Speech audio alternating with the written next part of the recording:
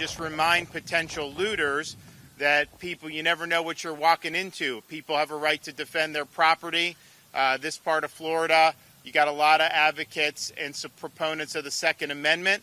And I've seen signs in different people's yards in the past after these disasters. And I would say it's probably here.